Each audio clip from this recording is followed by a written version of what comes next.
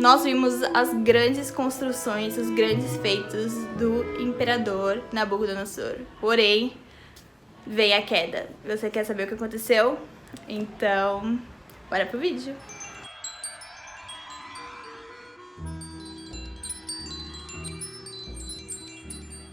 Então, esses foram os grandes feitos de Nabucodonosor para a Babilônia na época em que ele reinou, e ele reinou por muito tempo.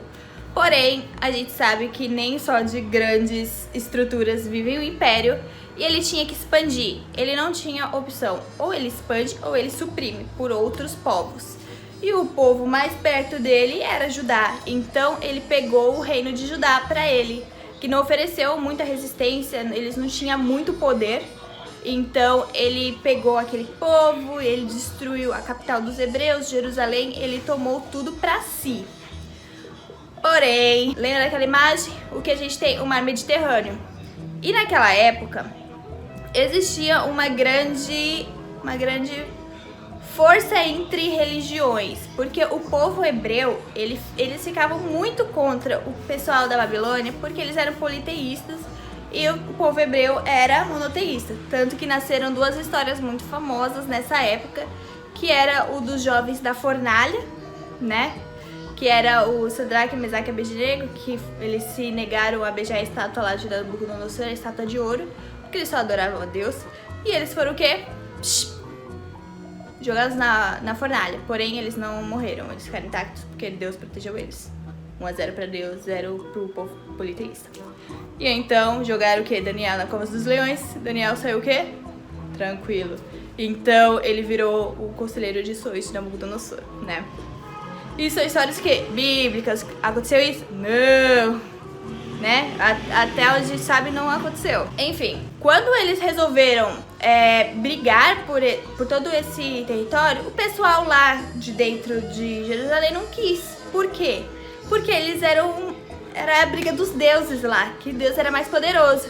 O Egito, como não é bobo nem nada, que sabia que ele ia ser o próximo, eles apoiaram o pessoal lá de Judá a pegar a Babilônia, entendeu? Ao invés dele, eles estavam comendo assim, eles resolveram brigar. E dentro de todas essas brigas, Nabucodonosor resolveu falar assim, vou tacar fogo no parquinho. E ele tacou literalmente fogo no parquinho. Tacou fogo em Jerusalém, queimou tudo. E aquilo gerou mais revolta. Porque eles falaram assim, quem ele pensa que é pra mexer com o nosso Deus?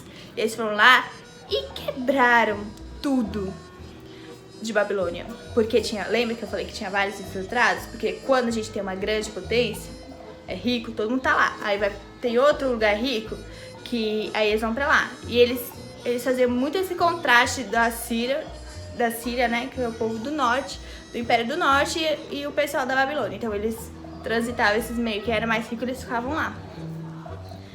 Então, depois que eles resolveram retalhar, eles não tinham poder militar o suficiente para isso. Então foi geral escravizado. E ficou conhecido como cativeiro da Babilônia para os hebreus, porque Nabucodonosor pegou todo mundo, prendeu todo mundo.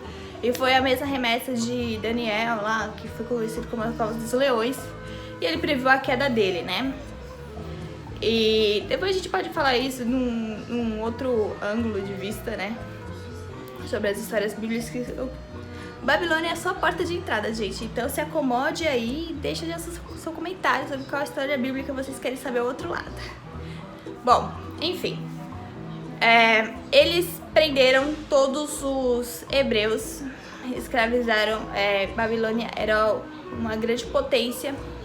E então, Nabucodonosor ficou o quê? Louco. Ele ficou com a doença da licantropia, também conhecido. Ele achava que ele era um louco. E era por quê? Porque ele era politeísta. E como politeísta só se pode naquela época, né? Era mais ou menos o século V, século VI.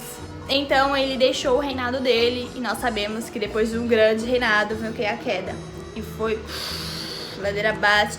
O sucessor dele tentou ainda deixar uns negocinhos assim. Ele não morreu louco, tá? Ele depois morreu com uma doença qualquer. Enfim. Aí lá o Nabonildo, que era o sucessor dele, foi uma merda. Até que os persas chegaram, né? Os persas chegaram liberando geral, porque eles eram o quê? Os salvadores. Quando quando os conquistadores chegaram na Babilônia, o pessoal que era mais preso do que livre amaram os novos imperadores. Por isso que Alexandre o Grande ele foi tão glorificado, porque Nabucodonosor surpreendeu a gente aqui, ó, vários anos aqui de escravidão, os caras chegou, derrubou eles, então eles viraram povo livre. Então, eles, tipo, agradeceram a tomada da Babilônia. E então, alguns séculos depois, isso foi a tomada do Ciro Grande, tá?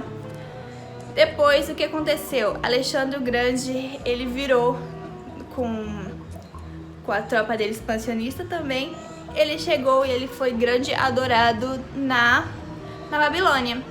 E com isso, ele resolveu derrubar o templo de Etemilak. Por que, Jade? Porque ele fez isso. Ele queria construir um maior, bem maior. Porém, ele morreu antes, então não deu tempo, né? Então ele derrubou. Não sei por quê. Quando a gente quer construir uma maior, a gente coloca o quê? Um andar mais alto. Mas como era meio que em forma de pirâmide, não tinha como deixar mais alto, né?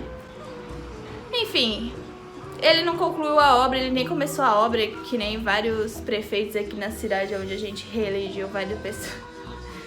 Ignora, gente.